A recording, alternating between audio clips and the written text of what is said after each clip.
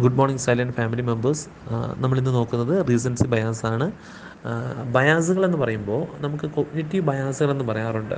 അപ്പോൾ നമ്മൾ പല കാര്യങ്ങളിലും ചില പക്ഷപാതങ്ങൾ അല്ലെങ്കിൽ നമ്മൾ ചില ധാരണകളിൽ, നമ്മുടെ വിശ്വാസങ്ങളിൽ ചിലപ്പോൾ പലപ്പോഴും ബയാസ്ഡായി പോകാം. അപ്പോൾ അങ്ങനെ നമുക്ക് നമ്മുടെ ഉള്ളിലുണ്ടാകുന്ന ചില ബയാസ്ഡുകളെ നമ്മൾ ലിസ്റ്റ് ചെയ്തിട്ടുണ്ട്. കോഗ്നിറ്റീവ് ബയാസുകളെന്ന് പറയാറുണ്ട്. അതിൽ 160ഓളം കോഗ്നിറ്റീവ് ബയാസുകളുണ്ട്. അതിലൊരു ബയാസാണ് റീസൻസി ബയാസ്. നമ്മുടെ റിലേഷൻഷിപ്പുകളെയൊക്കെ പലപ്പോഴും ബാധിക്കുന്ന ഒരു ബയാസാണ് റീസൻസി ബയാസ് എന്ന് പറയുമ്പോൾ നമുക്ക് ചില കാര്യങ്ങൾ, എത്ര അനുഭവങ്ങൾ നമുക്ക് പല മേഖലകളിൽ പല കാര്യങ്ങളിലുണ്ടെങ്കിലും അതിലേറ്റവും റീസെൻ്റായിട്ട് നടന്ന സംഭവത്തെ നമ്മൾ ഓവർ പ്രയോറിറ്റൈസ് ചെയ്ത് കൊടുക്കുന്നു.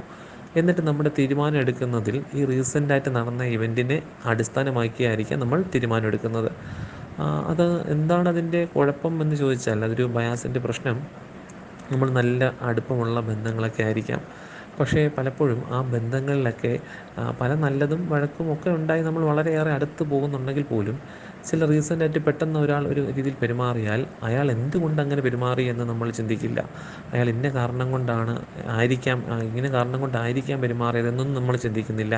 അയാൾ ആ സമയത്ത് എന്ത് പെരുമാറി അല്ല എന്ത് പറഞ്ഞു, അതിനെ മാത്രം നമ്മൾ ഉയർത്തിപ്പിടിച്ചുകൊണ്ട് അയാളോട് നമുക്ക്, അല്ലെങ്കിൽ അതിൻ്റെ അടിസ്ഥാനത്തിൽ നമ്മൾ അയാളെ പറ്റിയോ അല്ല അയാളോടുള്ള നിലപാടിലോ ചില മാറ്റങ്ങൾ വരുത്തുക അല്ലെങ്കിൽ ആ തീരുമാനം എടുക്കുന്നതിനെയാണ് നമ്മൾ റീസൻസി ബയാസ് കൊണ്ട് ഉദ്ദേശിക്കുന്നത്.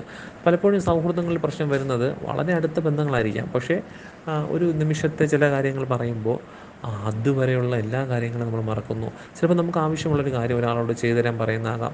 അതുവരെ എല്ലാം ചെയ്തു തന്നുകൊണ്ടിരുന്ന ഒരാൾ ആ ഒരു കാര്യം ചെയ്തു തരാൻ പറ്റിയില്ല എന്ന് വിചാരിക്കുക.